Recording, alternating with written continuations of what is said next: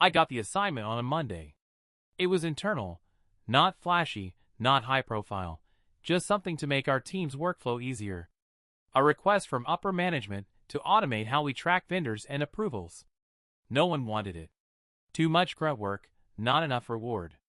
But I said I'd do it. I'd been at the company 10 months. Long enough to know who got credit and who got ignored, but not long enough to stop caring. I spent 2 full weeks building the system. Started with mapping out the needs. What was broken? What was repetitive? Where people were wasting hours. Then I started designing. I used Google Sheets, Zapier, a bit of custom scripting, form logic. Nothing fancy, but precise, useful. Every line of it was mine. I even pulled 2 late nights debugging formulas when an edge case crashed the sync. Nobody offered help until week 3, when it was time to prep the presentation. That's when Jason slid in. Jason had been there longer.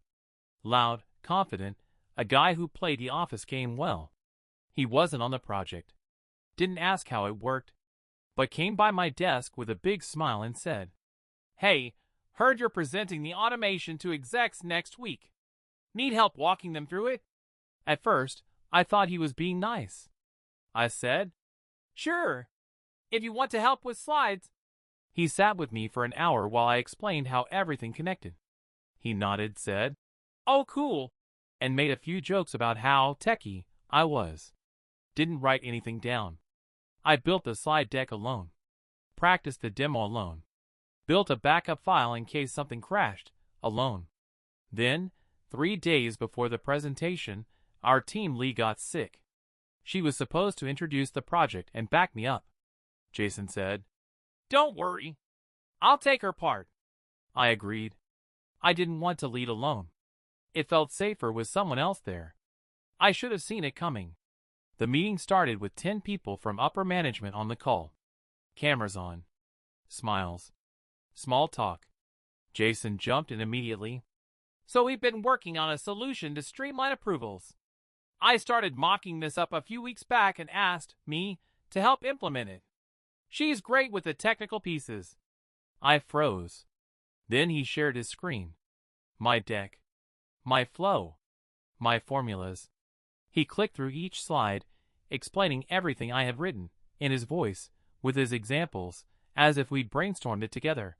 He said, "I built this too." He said, "When I designed."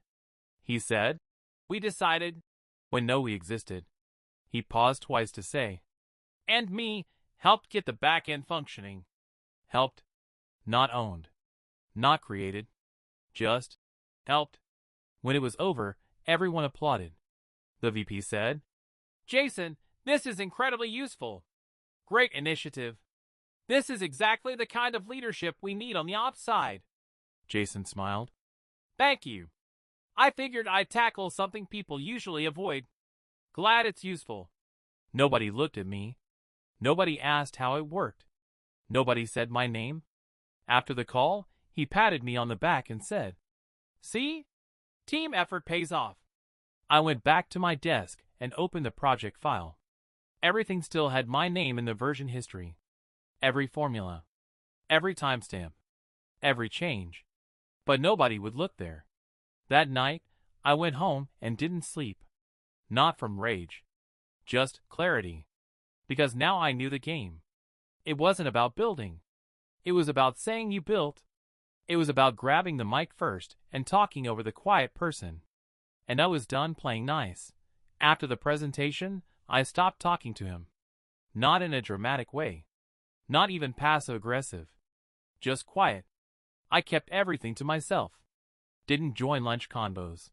Didn't ask for help. Didn't share updates in Slack channels he was in. The next project dropped a week later. Different scope, higher visibility. Cross-departmental data tracker for 3 teams. Something messy, complex, and deeply broken. Management said, "If anyone's up for fixing this, speak now." I volunteered. No one else did. Not even Jason. The difference this time? I didn't build it on the company drive. I used a private sandbox workspace under my own credentials. No shared folders. No version history leaks. No one could preview it unless I gave them access. It took 3 weeks. Late nights, weekend debugging, diagrams taped to my kitchen wall. By the time it was ready, it was smoother, faster, and lighter than anything they had before. And this time, I made sure it stayed mine. I didn't ask Jason to help with slides. Didn't share drafts. Didn't leave any crack for him to slide into. The week of the demo, I got a ping from him. "Hey, heard you're prepping something new. Want me to help with the rollout again?" I left it on read.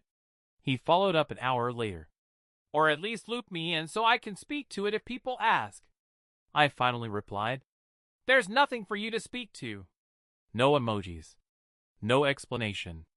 2 days later, I presented it alone. Different audience this time.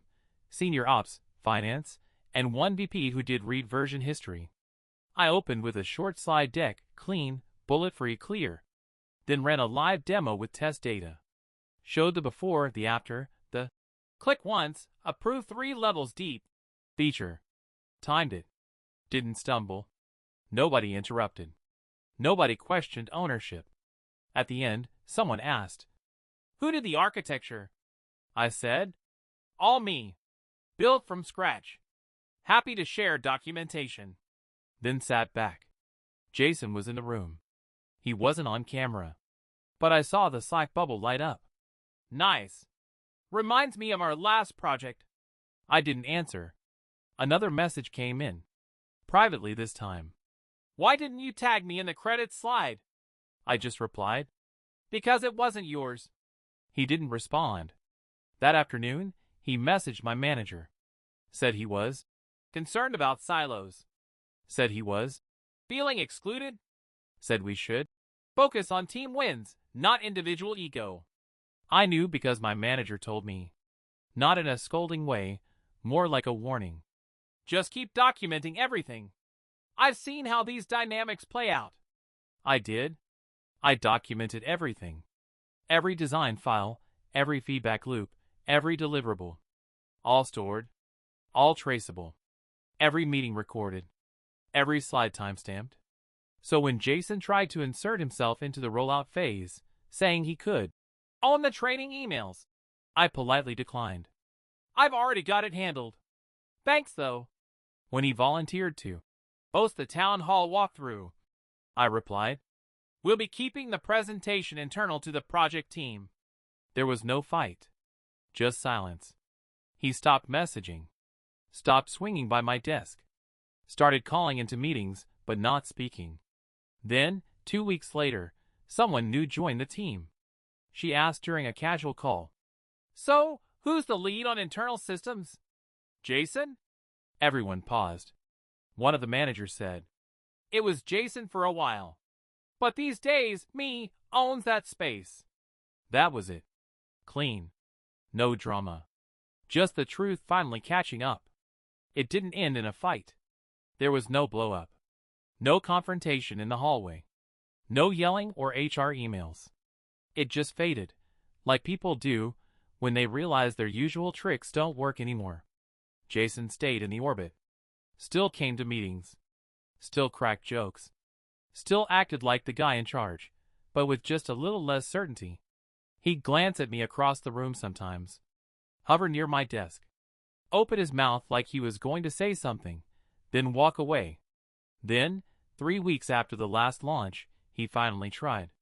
It was a Tuesday. Midday. Quiet office. He knocked gently on the side of my cubicle and said, "Hey, can we talk?" I looked up. "About?" He smiled like it was casual. "Just everything. Clear the air. I feel like things got off track between us." I didn't say yes. Didn't invite him to sit. But I didn't say no either. So he kept talking.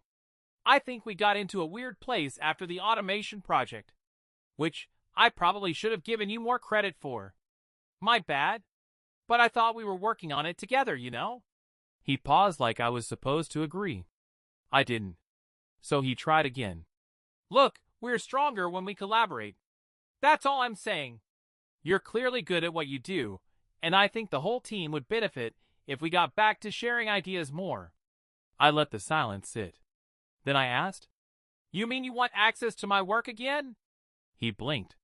"No, I just mean, I think we worked well together." I nodded once. "You think we did?" He didn't answer, so I turned back to my screen. "I'm on deadline." He hesitated. "You don't want to fix this?" I said.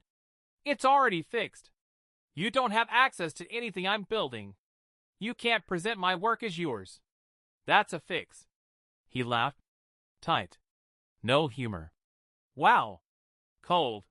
I didn't look up. "No. Just done." He stood there for a second longer, then walked away. That was the last real conversation we had. After that, he mostly avoided me. Didn't ping. Didn't ask to be included. He stayed on the team, but never led another initiative. He faded back into meetings like background noise. People noticed. New hires asked me questions. Managers looped me in earlier. My inbox got busier. My schedule fuller. And the projects? They kept landing. One after another. Clean launches. Positive feedback. No more stolen decks. Eventually, someone from leadership asked if I wanted to run point on internal systems full-time. I said yes. Quietly. Without excitement. Not because I didn't care, but because I'd learned something. Success doesn't always feel good. Sometimes it just feels like silence, because the noise is finally gone. No more second guessing. No more watching your own back. No more hoping people will see what you did when they weren't looking before. Just clarity. Just control. Just yours.